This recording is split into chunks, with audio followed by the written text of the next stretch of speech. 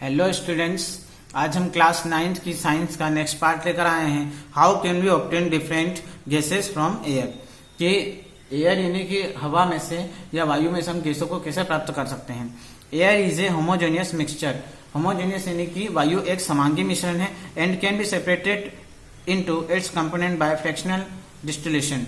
और इसलिए इस विधि को, इसके घटकों को हम प्रभाज्य आचरण के द्वारा पृथक यानी कि अलग कर सकते हैं। Figure number the flow diagram, figure number 2.11 shows the steps of the process। जो फिगर, ये जो डायग्राम यहाँ पर बना हुआ है इस स्टेप्स को बताता है।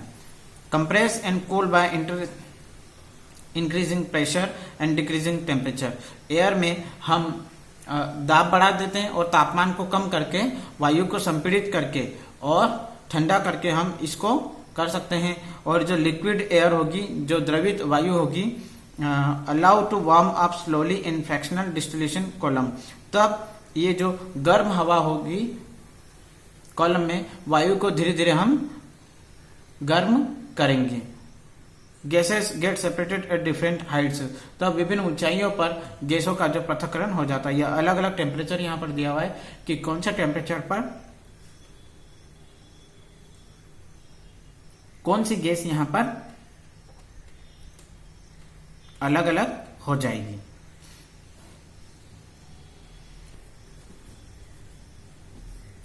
If we want oxygen gas from air, figure number 2.12, we have to separate out all the other gases present in the air.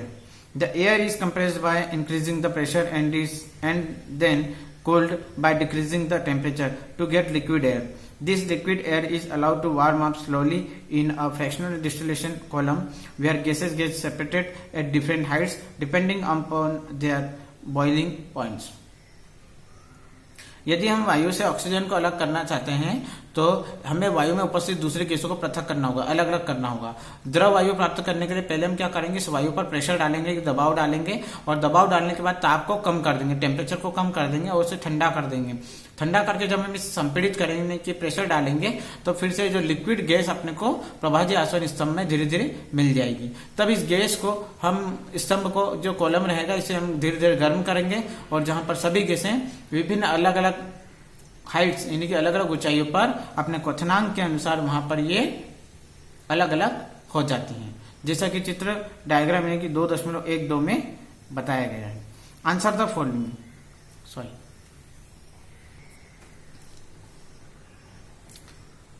2.3.8 how can we obtain pure copper sulphate from an impure sample.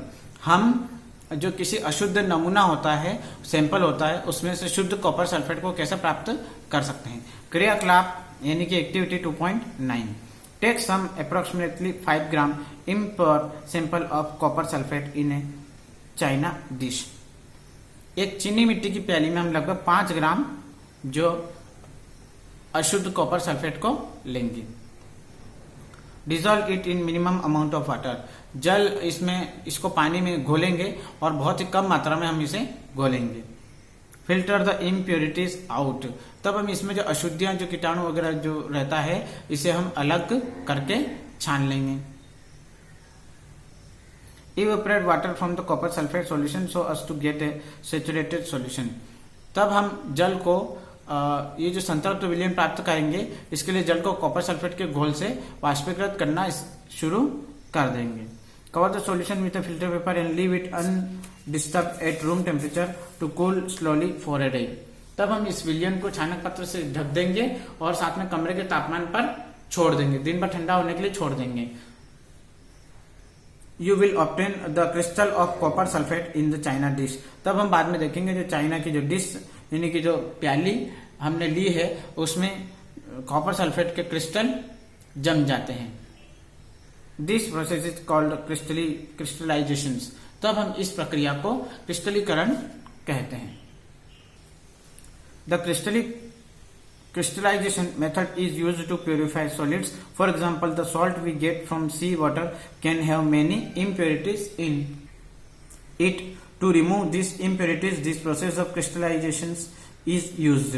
Crystallization is the process that separates a pure solid in the form of its crystals from a solution. Crystallization technique is better than simple evaporation technique as क्रिस्टलीकरण की जो process होती है यह जो solid यानी कि ठोस को शुद्ध करने के काम में आती है, और साथ ही साथ यह उदाहरण के लिए समुद्री जल, जो समुद्री जल होता है वहां से नमक को हम प्राप्त करते हैं तो उसमें बहुत सारी अशुद्धियां हो सकती हैं। अब इन अशुद्धियों को दूर करने के लिए हम क्या करते हैं, क्रिस्टलीकरण विधि का उपयोग करते हैं। क्रिस्टलीकरण वह विधि है जिसके द्वारा क्रिस्टल के रूप में शुद्ध ठोस को विलयन से पृथक यानी कि अलग किया जाता है, और क्रिस्टलीकरण विधि सामान्यतः वाष्पीकरण विधि से निम्न कारणों से उत्तम होती है, मतलब बहुत अच्छी रहती है। First number point, some solids decompose और some like sugar may get charred on heating to dryness. अब कुछ ठोस